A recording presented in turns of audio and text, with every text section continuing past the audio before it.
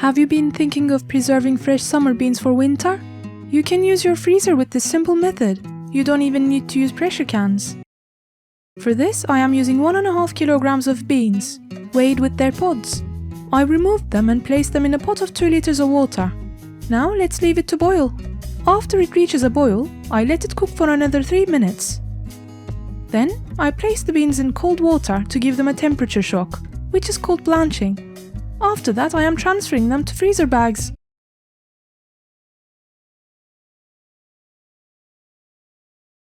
I didn't have Ziploc bags at hand, but if you do, they're much easier. You just need to unzip it and pour the beans in your dish and cook them until they're soft. Freezing these beans semi-cooked and blanched, they will stay fresh for much longer.